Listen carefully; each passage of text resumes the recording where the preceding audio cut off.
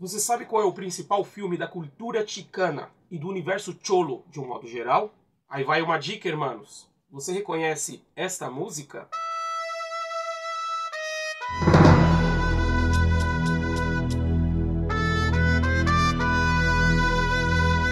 Neste vídeo, eu vou falar a respeito do filme que é considerado, inclusive, um dos responsáveis por difundir a cultura chicana, o universo cholo e até mesmo a violência pelas Américas. Ah, e que acaba de completar 3 décadas de lançamento.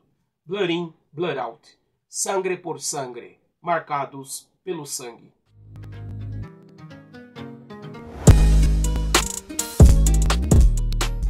Que onda, raça? Eu sou José Guadalupe, outrora Santiago Madruga, e você está em mais um vídeo do canal Catholic Cholo. Você vai conhecer um pouco mais sobre este que é considerado o filme quando se fala de cultura chicana. E é claro, vai entender o porquê dessa importância, qual o contexto, qual o impacto, quais as curiosidades relacionadas a este filme. Hermano, só mais uma observação, se você não é inscrito no canal Catholic Cholo, se você se interessa por cultura chicana, por cristianismo católico, você está no canal certo. Se inscreva no canal e não deixe de dar um like neste vídeo, né? Isso mostra que o meu trabalho está sendo importante para você, está tendo alguma relevância e faz com que o YouTube ele indique o canal para mais pessoas. Agora sim, hermanos, sem mais delongas, vamos ao tema do vídeo. Bom, uma coisa é certa, o filme Blood In, Blood Out entrou para a história dos filmes. É certo que, para cinéfilos, especialistas em cinema, críticos e outros mais, talvez este filme não tenha tido lá a sua grande relevância.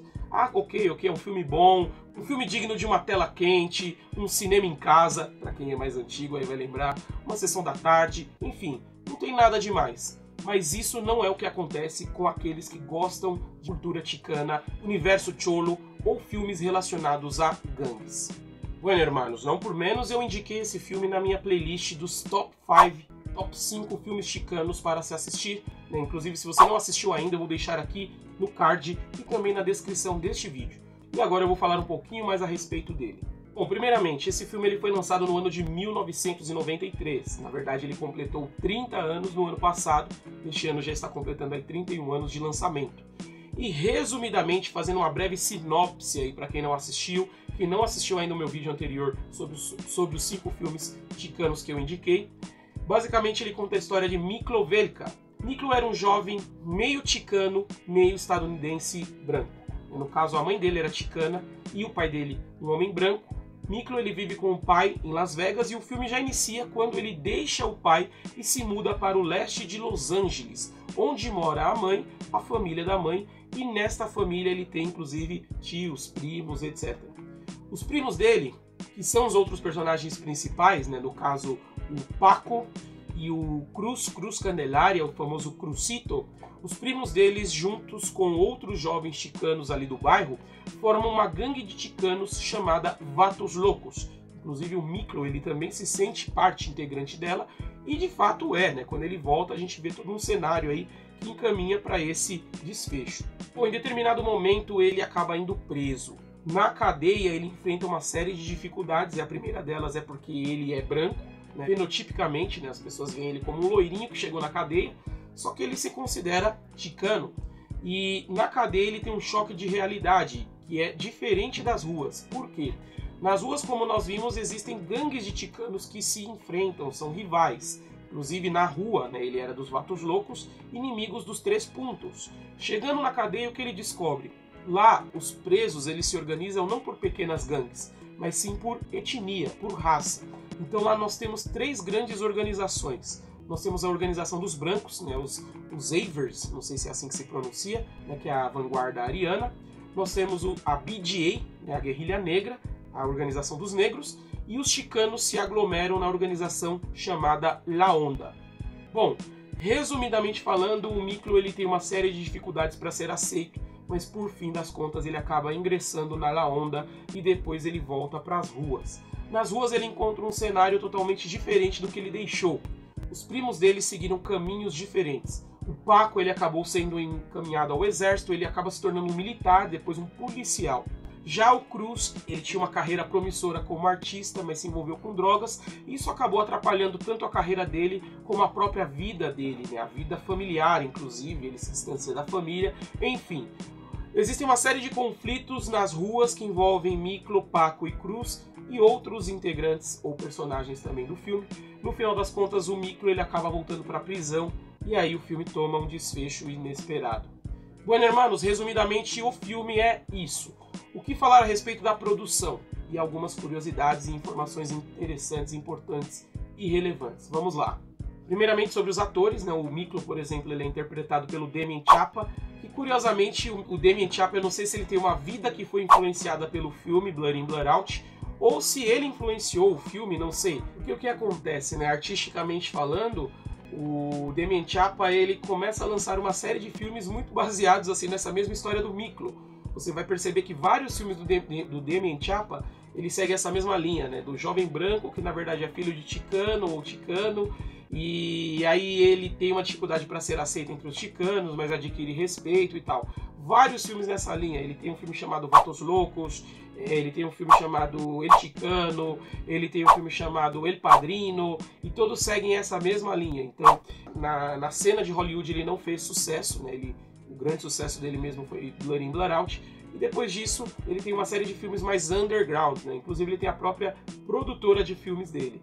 Bom, outros atores já tiveram um sucesso maior na cena, né? O próprio Paco, né, que é interpretado pelo Benjamin Bratt, até hoje ele faz algumas séries, filmes e tudo mais, alguns inclusive de bastante sucesso.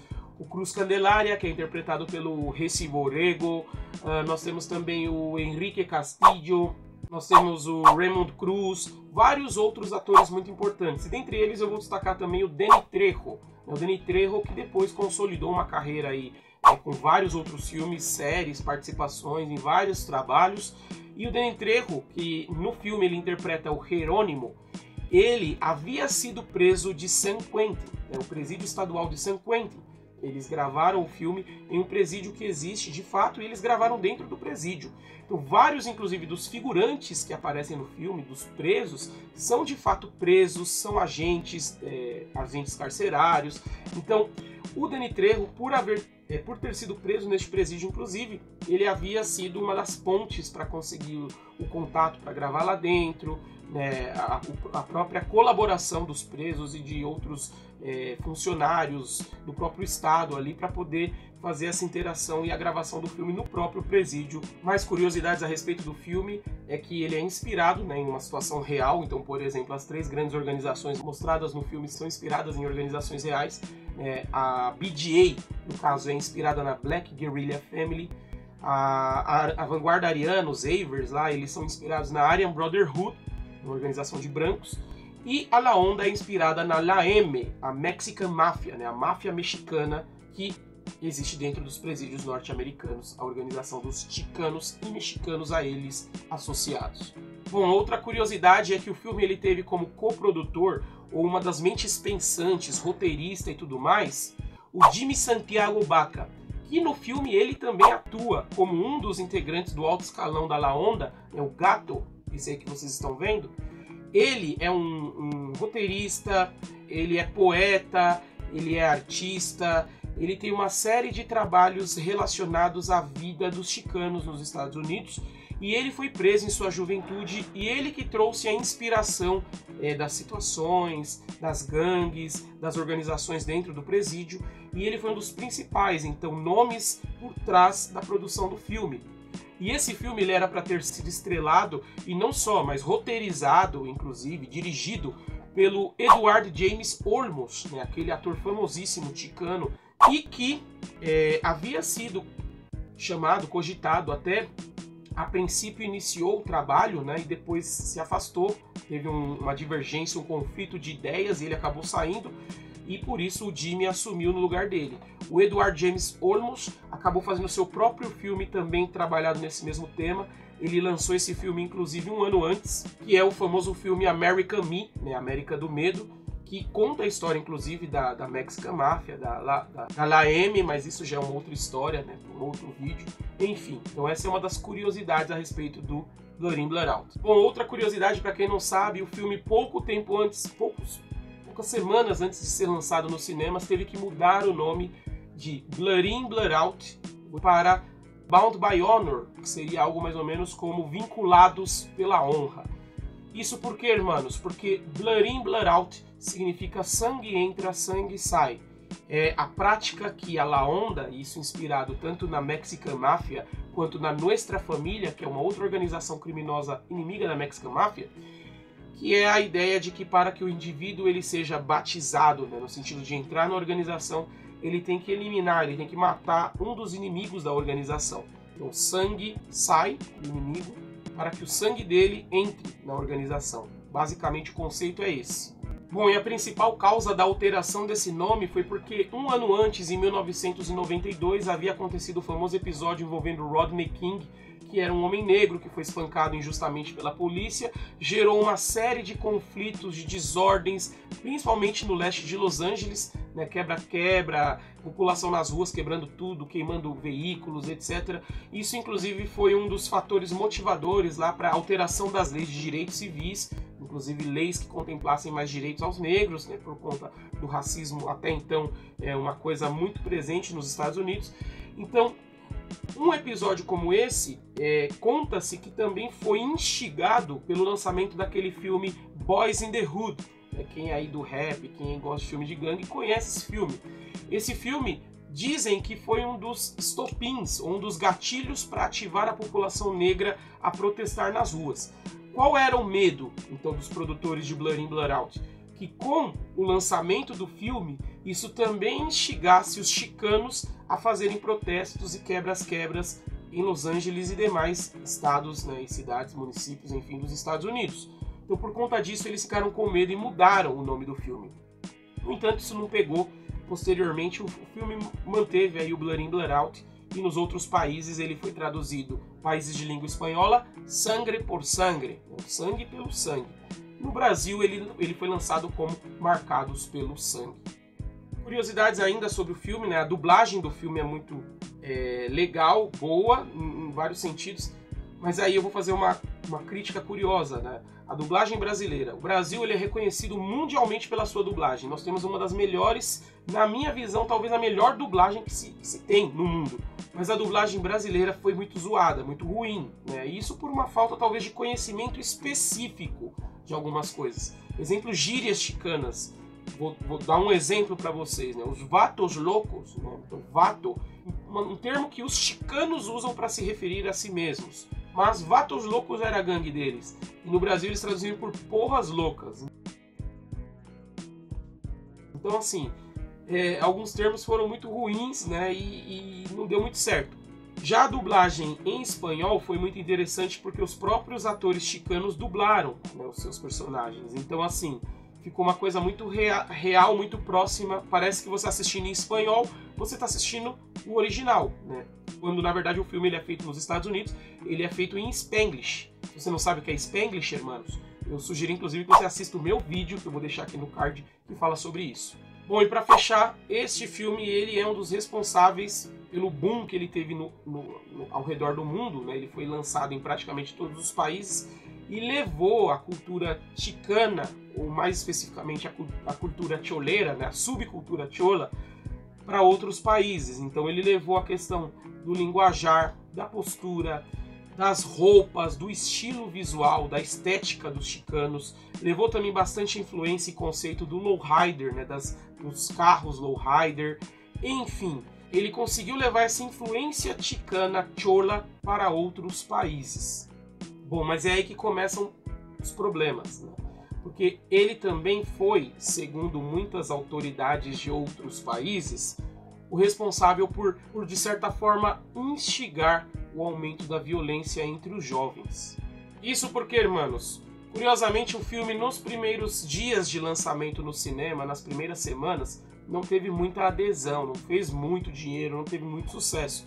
Só que nos próximos 10 anos seguintes ele teve muito sucesso no meio do DVD. Então o filme ele foi passado, na verdade seus direitos foram comprados por muitas emissoras de TV ao redor do mundo. No Brasil, para você ter uma ideia, o SBT comprou e divulgou o filme, né? Reproduziu o filme várias vezes na tela de sucesso, passava várias vezes às sextas-feiras à noite, então muita gente assistiu ali nos anos 2000 mais ou menos. E os DVDs, né? O filme ele teve uma grande arrecadação em venda de DVDs ao redor do mundo. Consequentemente, muitos jovens latinos, primeiramente, se identificaram com isso. Então, conta-se que houve um crescimento, até mesmo nos Estados Unidos, do número de jovens ingressando em gangues latinas por influência do filme. E isso aconteceu também em outros países. Então, na América Central, conta-se, nós temos estudos, você consegue achar artigos falando sobre isso, que muitos jovens, nos anos 90 para anos 2000, muitos dos municípios, das cidades ali em Honduras, na Guatemala, em El Salvador, eram cidades, municípios tranquilos, pacíficos. Os jovens normalmente eram jovens, tinha algumas pequenas tribos urbanas, roqueiros, alguns gostavam de rap, skate, mas era uma coisa muito tranquila. E com o advento do Blur In, Blur Out, tem um artigo que eu li certa vez, de Honduras, que conta que esse filme ele passou a ser reproduzido com muita frequência em uma das emissoras locais e de repente começaram a surgir gangues de cholos. Então foi um negócio meio que causa e efeito. Filme reproduzido, gangue surgindo. Os jovens eles se identificaram e passaram a tentar viver aquela vida do filme. Simultaneamente a isso, havia também o problema das deportações de jovens centro-americanos. Muitos jovens ilegais nos Estados Unidos passaram a ser deportados para Honduras, Guatemala, El Salvador, e já traziam a cultura das gangues que eles fundaram ou criaram ou se integraram lá, trouxeram para os seus países de origem, juntou as duas coisas e houve aquela explosão de maras. Então, resumidamente, irmãos, eu não vou entrar no tema também das maras, eu pretendo fazer um outro vídeo a respeito disso, mas o fato é que existem muitos artigos, reportagens, textos que associam o sucesso do filme Sangre por Sangre com o aumento do número de gangues e, consequentemente, o aumento da violência entre os latinos. Como sempre digo, este é o canal Catholic Cholo, então é claro que todos os meus conteúdos sempre vão ter como influência ou como campo de análise, como ponto de vista, a perspectiva católica, cristã.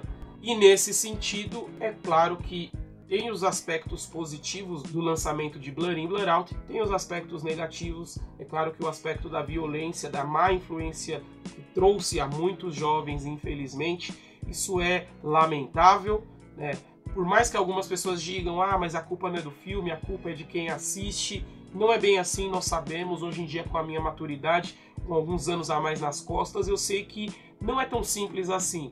Se você pega alguém em situação de vulnerabilidade, um jovem que não tem estrutura, que tem pouco conhecimento, que não tem boas influências, que passa diversos venenos na vida, é lógico que ele é influenciado, e todos nós somos de certa forma, mas esse jovem ele é muito mais facilmente influenciado, seja por alguém bom ou alguém ruim, dependendo do momento que encontre esse jovem aí na caminhada.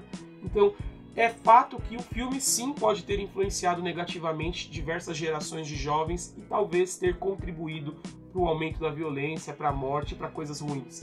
Então isso é lamentável, mas falando sobre o lado positivo, ao menos ele fez com que o mundo conhecesse um outro aspecto da realidade dos chicanos, que era algo muito restrito ali onde eles viviam. Então, de certa forma, essa é a minha análise sobre o filme Marcados pelo Sangue. Se você gostou, deixe seu like e comenta, irmão. Se você também não gostou, se você discorda de alguma coisa que eu falei, também fique à vontade para respeitosamente comentar. Aqui é apenas a minha visão, o meu ponto de vista a respeito de algo que eu estou compartilhando aí com vocês. Certo, chavalones, é isso. Vou finalizando. Esse vídeo já ficou longo demais. Eu desejo a todos aí um grande saludo. Que Nuestra Senhora de Guadalupe abençoe cada um de vocês. Que Nosso Senhor Jesus Cristo seja na vida de vocês e da família de vocês, irmãos. Certo? Eu vou finalizando por aqui. Desejando um grande saludo a todos. Você está no canal Catholic Cholo. E que viva Cristo Rei.